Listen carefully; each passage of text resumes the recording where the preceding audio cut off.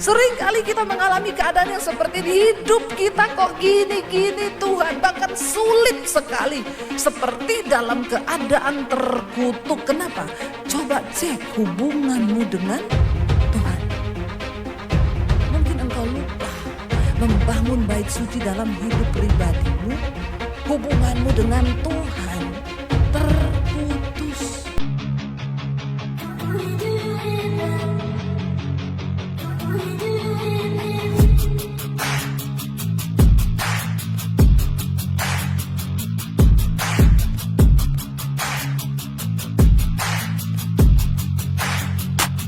Selamat datang di channel Bela Kebenaran. Kami hadir untuk memberikan informasi opini dan atau fakta terhadap situasi yang sedang terjadi. Mari dukung channel ini dengan cara menekan tombol subscribe dan bunyikan loncengnya. Terima kasih.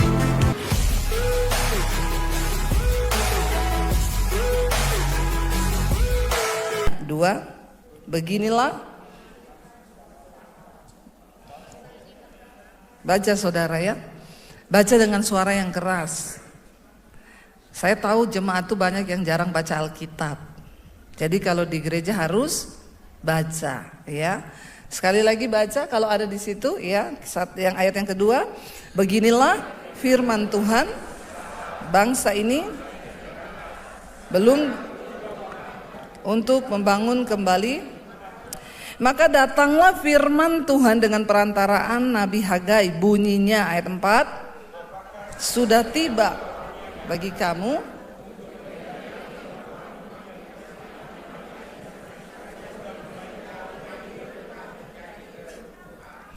oleh sebab itu beginilah firman Tuhan semesta alam. Perhatikanlah keadaanmu. Ayat 6.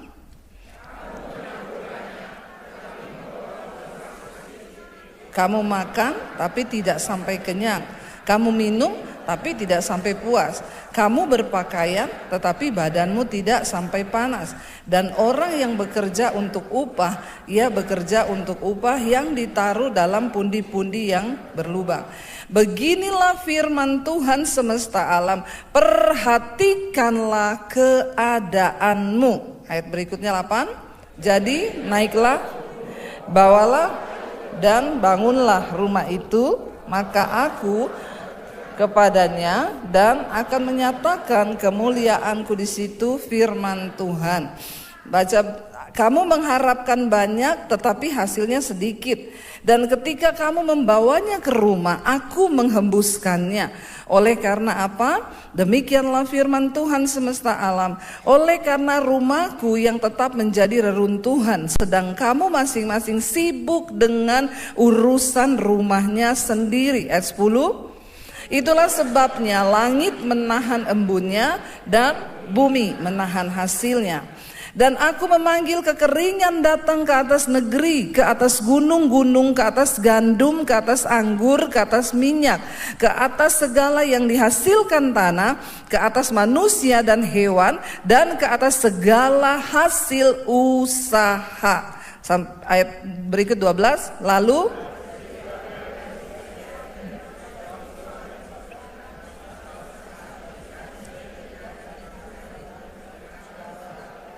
dan juga perkataan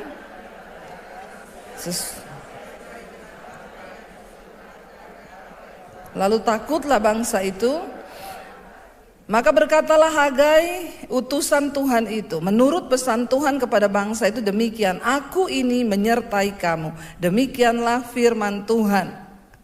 Ayat terakhir.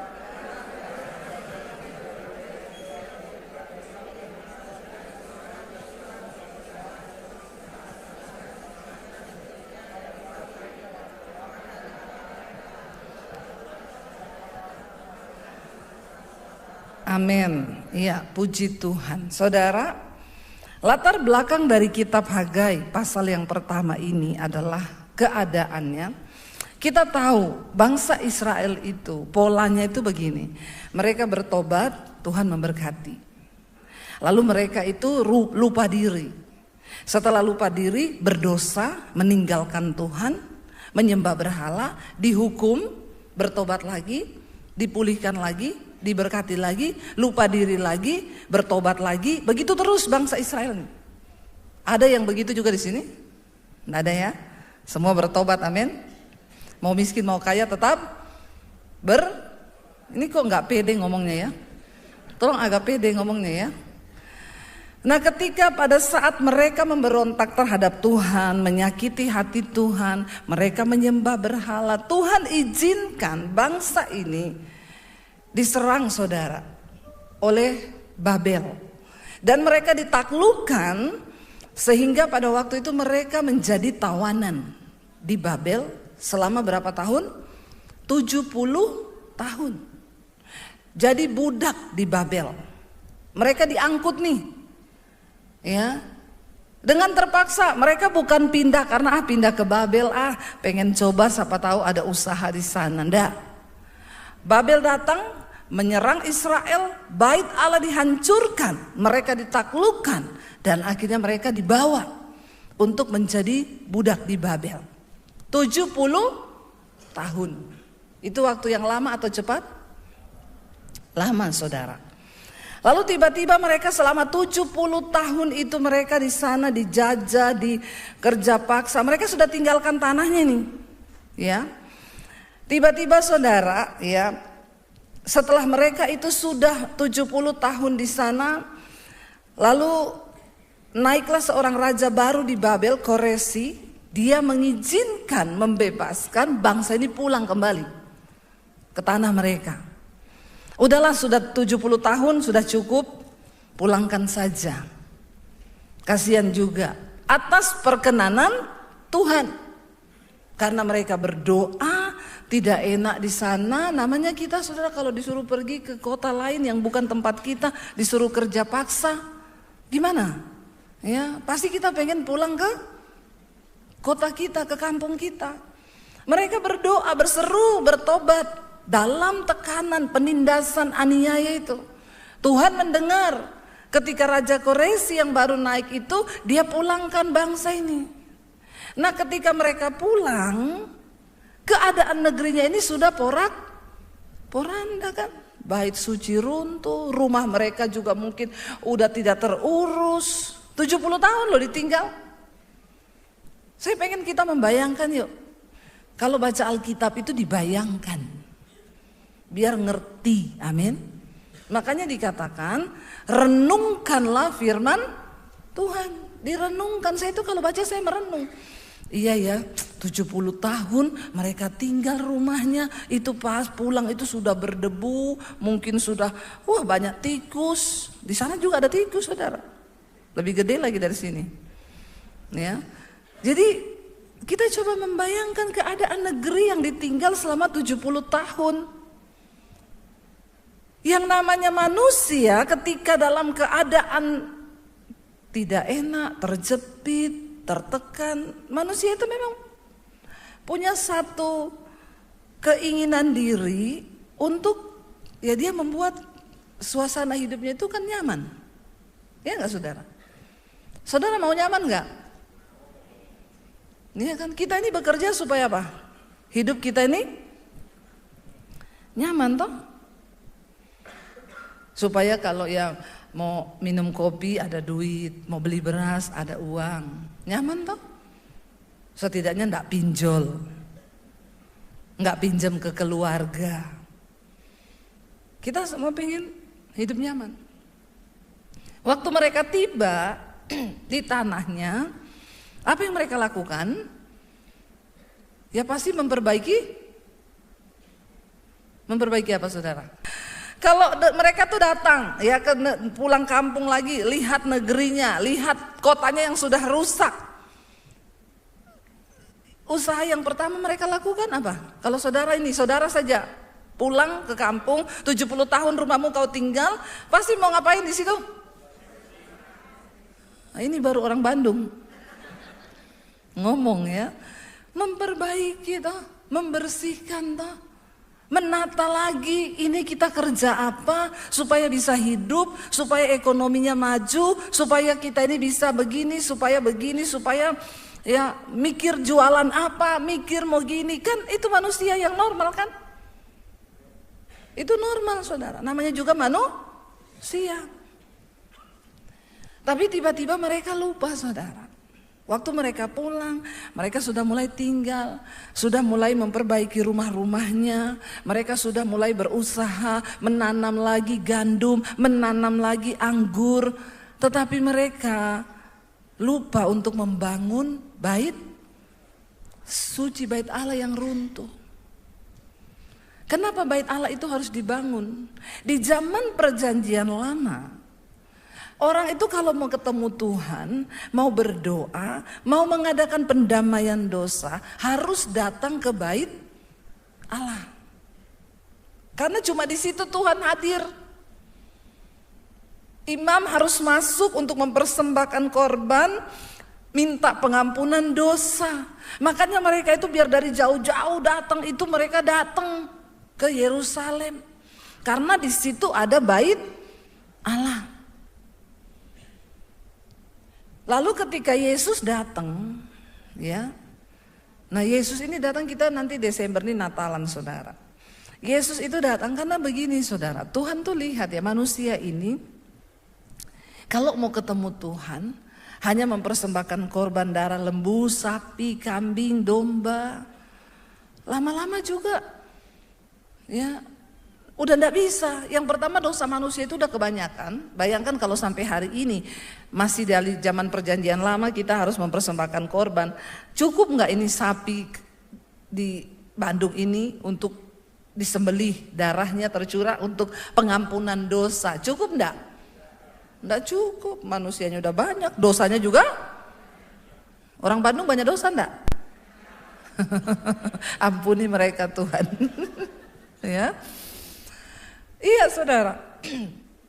Bahkan zaman dulu itu imam besar kalau mau masuk pendamaian ke bait suci, dia masuk ke ruang maha kudus.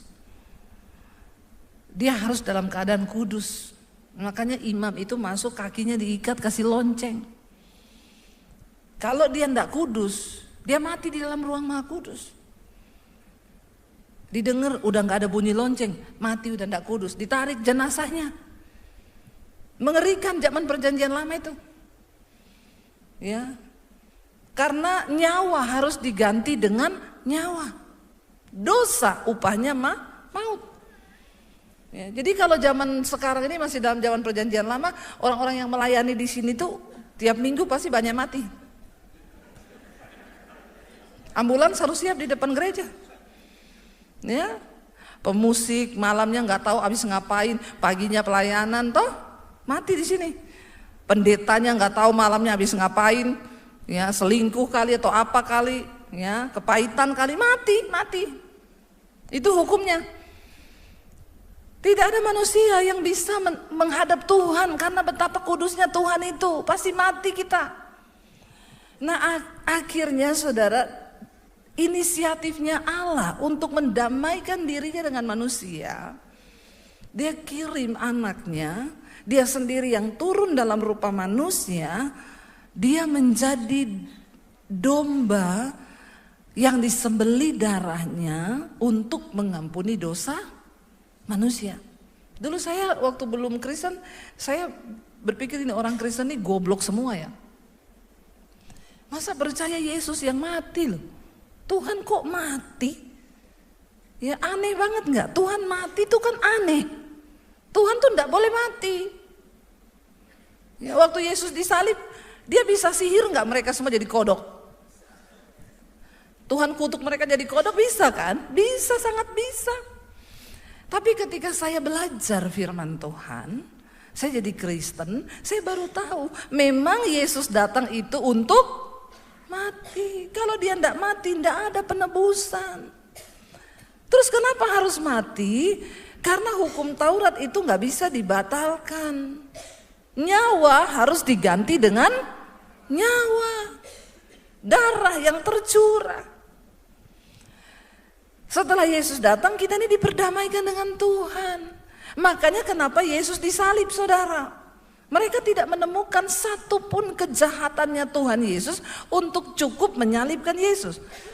Zaman dulu itu hukum Bagi orang yang berdosa adalah hukum mati digantung di kayu salib. Karena belum ada kursi listrik, belum ada pistol zaman dulu. Ya, sekarang hukum matinya di strum atau ditembak mati. Zaman itu hukumnya kematian adalah digantung di salib. Ya. Jadi satu-satunya alasan untuk menyalibkan Tuhan Yesus, mereka berkata begini, dia menghujat Allah. Karena dia berkata, aku akan merobohkan bait Allah ini dan akan membangunnya kembali dalam waktu 3 hari. Orang Yahudi tidak mengerti apa maksud dari perkataan Yesus. Yesus berkata bahwa kenapa dia berkata dia akan meroboh bait Allah pada zaman itu adalah bangunan yang sangat-sangat sakral, karena di situ tempat mereka ketemu Tuhan. Lah terus Yesus bilang dia merobohkan. Itu dianggap penistaan buat orang Yahudi. Jadi mereka berkata dia harus dihukum mati karena dia menista Allah, dia menista orang Yahudi, dia menista agama. Dia berkata akan merobohkan bait Allah itu. Ingat Yesus berkata pada perempuan Samaria, kamu dan nenek moyangmu mencari Allah di gunung untuk ketemu Tuhan. Kami orang Yahudi ketemu Allah di Yerusalem, di bait suci. Tapi akan datang saatnya kamu gak perlu lagi ke gunung cari Tuhan, aku juga gak perlu ke Yerusalem cari Tuhan. Karena Bapa mencari penyembah benar yang menyembah Bapa dalam roh dan kebenaran. Artinya apa? Kamu gak perlu sulit lagi ketemu Tuhan, harus ke bait suci bawa korban. Akan datang saatnya Tuhan bilang lewat penyalipan karya penebusan, kita ini menerima anugerah keselamatan, kita langsung punya akses kepada Allah, kepada Bapa lewat Kristus Yesus Tuhan. Tapi orang Yahudi tidak ngerti, makanya dia disalib. Kita kembali saudara. Tuhan bilang begini, ketika orang Israel pulang ke negeri mereka, mereka sibuk bangun rumah, bangun bisnis, bangun usaha, karena ini membangun kembali yang sudah 70 tahun ditinggal. Lumrah, memang. Tapi Tuhan bilang begini saudara tadi, perhatikanlah keadaanmu. Kamu menabur banyak, tapi menuai sedikit. Ya, perhatikan saudara. Mungkin juga kita saat ini lagi mengalami hal yang seperti ini. Coba ditayangkan ayatnya tadi, Hagai pasal yang pertama. Ayat yang kelima Tuhan bilang, perhatikanlah keadaanmu. Oleh sebab itu beginilah firman Tuhan semesta alam, perhatikanlah keadaanmu. Mereka sibuk memapani rumahnya menjadi baik. Mereka sibuk membangun reruntuhan kembali itu supaya mereka bisa dapat hidup yang lebih layak, membangun usaha, membangun bisnis. Ayat yang ke-6 bilang di sana, baca sama-sama. Kamu menabur banyak tetapi membawa pulang hasil sedikit. Kamu makan tapi tidak kenyang. Kamu minum tapi tidak puas. Kamu berpakaian tapi badanmu tidak panas. Dan orang yang bekerja untuk upah, ia bekerja untuk upah yang ditaruh di mana? Pundi-pundi yang berlubang. Kenapa begitu? Karena Tuhan bilang kamu cuma sibuk mikirin dirimu sendiri, bagaimana kemapananmu, tapi kamu tidak bangun kembali bait suci. Saat itu bait suci itu sudah dirampok saudara. Emas-emasnya, peralatan di dalam rumah bait Allah dibawa ke Babel semua. Tuhan bilang begini, kalau kamu gak bangun bait suci ini, kamu gak bisa mendapatkan berkatku. Apa arti dan makna dari membangun bait suci hari ini? Membangun kehidupan hubungan pribadi kita dengan Tuhan, di mana kau bisa ketemu Tuhan. Sering kali manusia itu, apalagi orang Kristen, saudara merasakan gak, aku ini kerja siang malam loh, udah tulang dibanting-banting. Ya, banting tulang nih. Tulang sudah saya banting-banting nih. Ya, tangan jadi kaki, kaki jadi tangan, udah kayak gurita. Kerjanya itu habis-habisan. Tapi Tuhan bilang, kau nabur banyak, hasilnya sedikit. Engkau minum tidak puas, kau makan tidak kenyang. Dan orang yang bekerja untuk upah, dia bekerja untuk upah yang ditaruh di pundi-pundi yang berlubang. Saudara masukkan uang di pundi yang berlubang, jatuh nggak? Bocor. Sering kali kita mengalami keadaan yang seperti ini. Hidup kita kok gini-gini Tuhan, bahkan sulit sekali.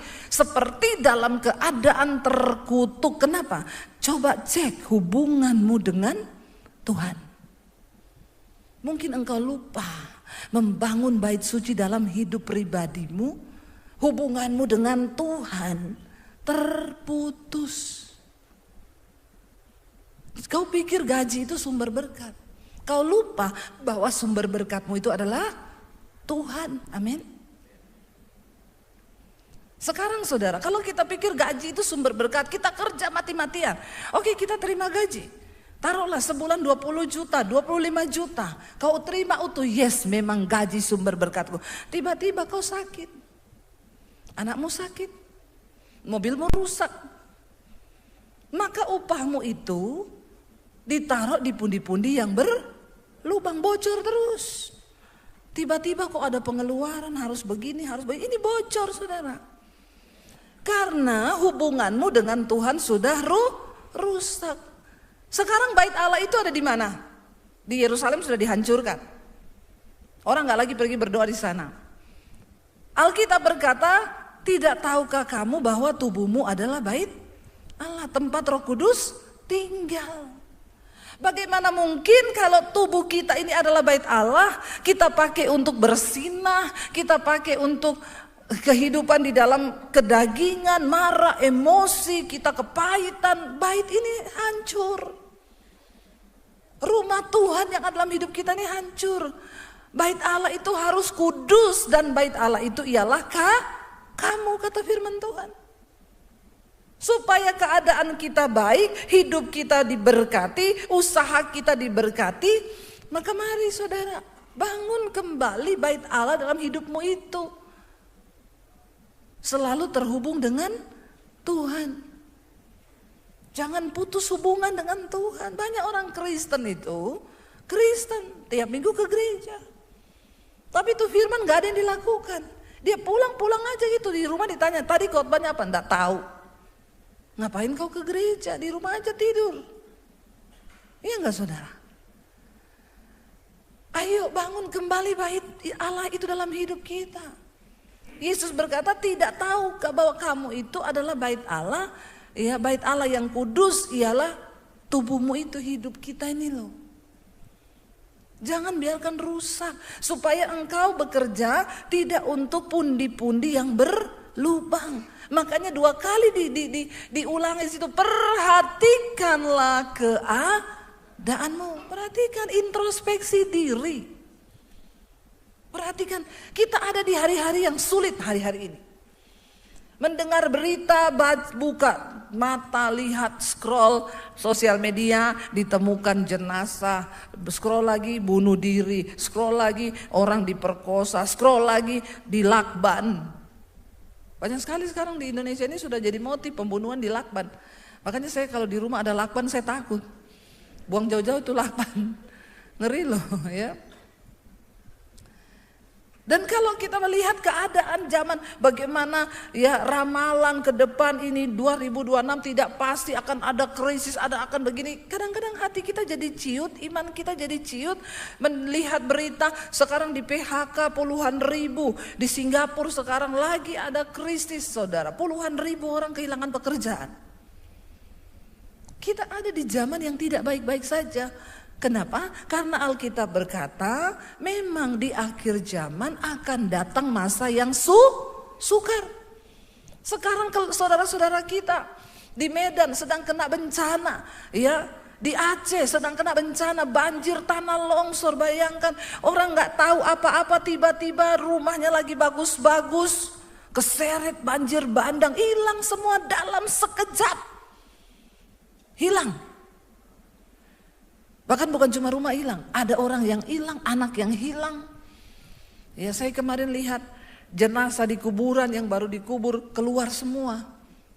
Ya, kasihan banget, udah mati aja masih kena masalah. Iya toh? Hidup ini nggak ada yang pasti, ya, nggak ada yang tahu ke depannya mau seperti apa. Nah kalau kita tahu hidup ke depan ini mau seperti apa tidak tahu, kenapa kita tidak mendekatkan diri dengan Tuhan? Hidup menghormati Tuhan, membangun kembali reruntuhan bait Allah dalam diri kita yang sudah mulai selama ini kita cuma pikir bagaimana kerja supaya dapat omset yang besar. Kita lupa duduk berlutut di kaki Tuhan dan berkata, Tuhan apa yang kau mau dari hidupku Tuhan.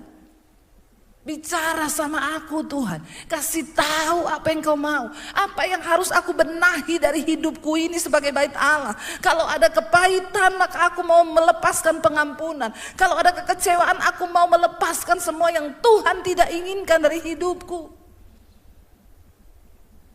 Karena Alkitab berkata, Yesus bilang, kuduslah kamu sebab aku kudus. Karena tanpa kekudusan tidak ada seorang pun akan melihat Tuhan. Kalau kita tidak kudus kita tidak bisa lihat Tuhan. Lihat aja kagak. Apalagi dengar suaranya, dengar tuntunannya. Di hari-hari ini Tuhan tuh mau nuntun kita saudara. Tapi seringkali nggak bisa. Ya bukan karena Tuhan nggak berkuasa. Karena kita yang membuat jarak itu, karena kita yang tidak mau memberi diri sebagai bait Allah, karena kita yang putus hubungan dengan Tuhan. Kita hari-hari ini tidak seperti bangsa Israel dulu, harus cari Tuhan, berjalan ke bait suci, cari Dia. Nggak lagi begitu, sekarang ini kita cari Tuhan, tinggal masuk kamar, duduk berlutut di tempat tidur. Yesus bilang, kalau engkau berdoa, masuk ke kamarmu, tutup pintu. Saya tuh kalau bawa grup ke Israel, mereka udah gini, Bu, kapan kita ke tembok ratapan, Bu? Kapan, Bu? Saya tanya, kenapa kok yang ditanya tembok ratapan terus? Karena kita mau berdoa, Bu. Ini bawa pergumulan banyak. Saya bilang, sesat kau ini. Ya, berdoa itu yang Yesus bilang di kamar. Tempat terbaik untuk berdoa itu di mana? Masuk kamar, tutup pintu, berlutut di tempat yang tersembunyi, berdoa kepada Bapamu di tempat yang tersembunyi, maka Bapa yang ada di tempat tersembunyi itu akan menjawab doamu dari tempat yang tersembunyi. Jadi saya kalau bawa grup saya enggak usah berdoa di tembok ratapan, kau bukan orang Yahudi. Ya. Mereka berdoa di situ karena mereka tidak menerima Yesus. Mereka tidak menerima korban pendamaian darah Yesus. Makanya mereka nangis di tembok ratapan itu karena menurut mereka tembok itu yang paling dekat dengan bait suci. Jadi kalau ada jematannya, Ibu kalau di Israel sini berdoa yang paling terasa hadirat Tuhan di mana? Di kamar. Nggak usah aneh-aneh. Ya, Tuhan hadir. Rugi kalau sudah di zaman sekarang kita ini tidak membangun hubungan dengan Tuhan, saudara. Kita ini sudah punya akses untuk ketemu Tuhan. Kalau engkau mau melihat hidupmu baik, keadaanmu baik, anak-anakmu baik, tidak hidup di bawah kutuk, kau menabur banyak, menuai juga banyak, kau membawa hasil dan engkau memakannya sampai kenyang, engkau minum sampai haus, engkau bekerja untuk upah, tidak ditaruh di pundi-pundi yang berlubang. Bangun kehidupan pribadimu dengan Tuhan. Amin. Jangan biarkan itu terbengkalai. Jangan biarkan hidup kekristenanmu mati. Jangan biarkan bait Allah dalam hidup kita ini mati. Bangun kembali saudara. Punya hubungan yang dekat dengan Tuhan. Sebab Tuhan itu ada, Dia hidup dan Dia mau menolong saudara dan saya.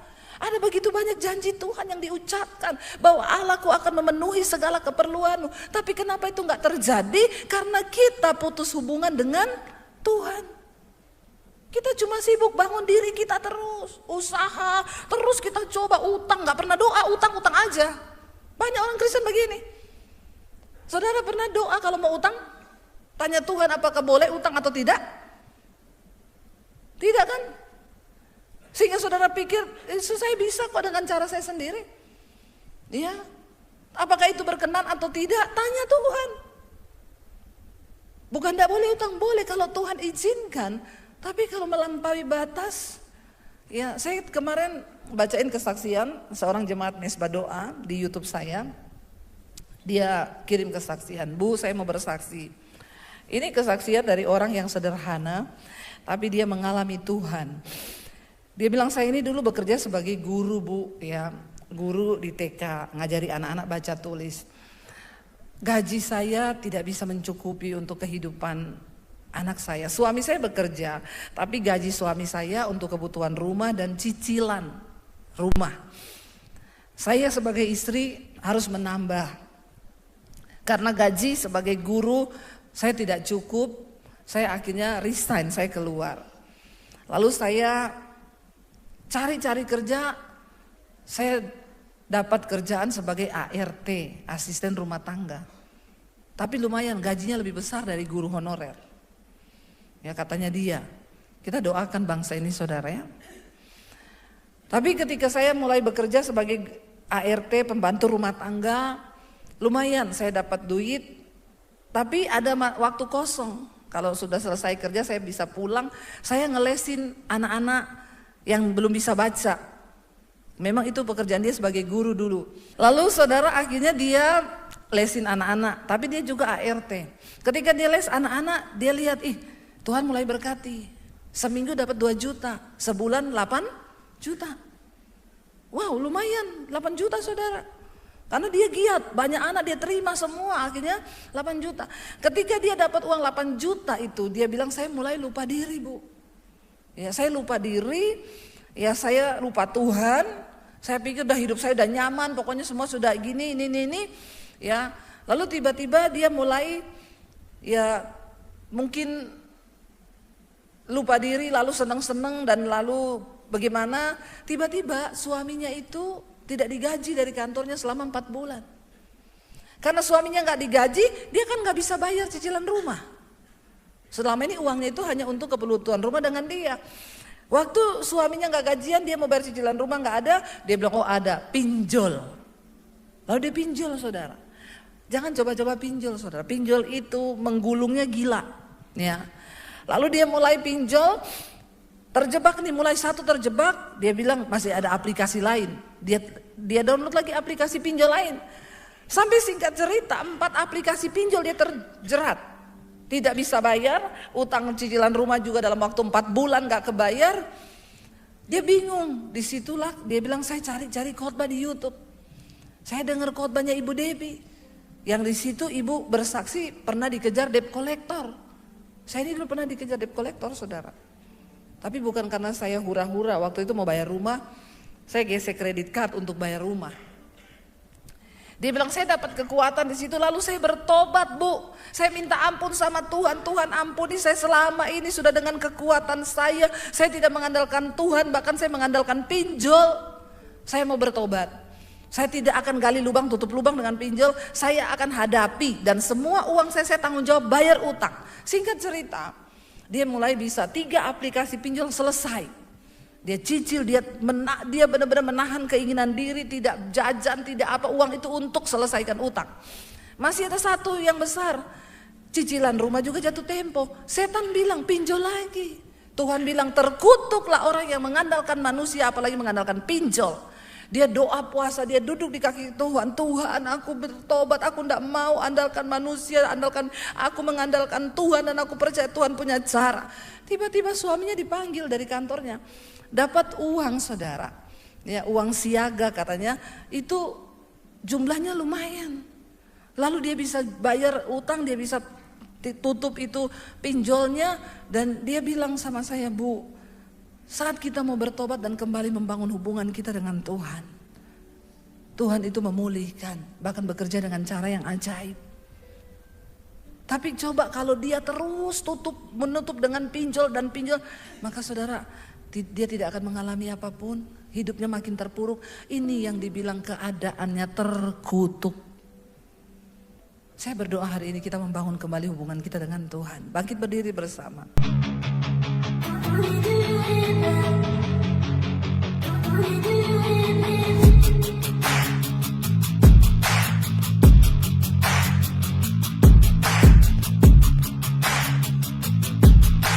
Terima kasih sahabat sudah menyaksikan tayangan kami hari ini. Tuhanlah yang membalas dan memberkati kita semua. Apabila sahabat diberkati, marilah kita dengan murah hati untuk share video ini kepada teman-teman kita yang lain, kepada grup-grup keluarga dan sebagainya. Dan jangan lupa meninggalkan komentar di bawah video ini, serta menekan tombol subscribe video kami, sehingga sahabat tidak ketinggalan video-video terbaru dari kami. Terima kasih, Tuhan Yesus memberkati kita semua. Dan dengarkanlah firman Tuhan singkat ini. Mintalah maka akan diberikan kepadamu. Carilah maka kamu akan mendapat. Ketuklah maka pintu akan dibukakan bagimu. Kita harus melakukan sesuatu sampai sesuatu itu akan terwujud atas hidup kita. Minta, cari, dan ketuklah maka Tuhan pasti membukakan pintu. Lukas 18 ayat 1. Yesus mengatakan suatu perumpamaan kepada mereka untuk menegaskan bahwa mereka harus selalu berdoa dengan tidak jemu-jemu. Kita berdoa dengan tidak jemu-jemu. Terus minta maka pasti akan diberikan. Tuhan Yesus berkata, "Karena itu aku berkata kepadamu, apa saja yang engkau inginkan ketika engkau berdoa, percayalah bahwa engkau telah menerimanya dan engkau akan memilikinya." Amini ayat firman Tuhan ini, bahwa Tuhan pasti memberikan segala sesuatu yang kita butuhkan. Semoga Allah, sumber pengharapan, memenuhi kamu dengan segala sukacita dan damai sejahtera dalam iman kamu, supaya oleh kekuatan Roh Kudus kamu berlimpah-limpah dalam pengharapan. Terima kasih. Apabila sahabat ada komentar dan pendapat yang lain terhadap video hari ini, boleh tuliskan komentarnya, pendapatnya di kolom komentar di bawah video ini, sehingga kita boleh diskusi di sana.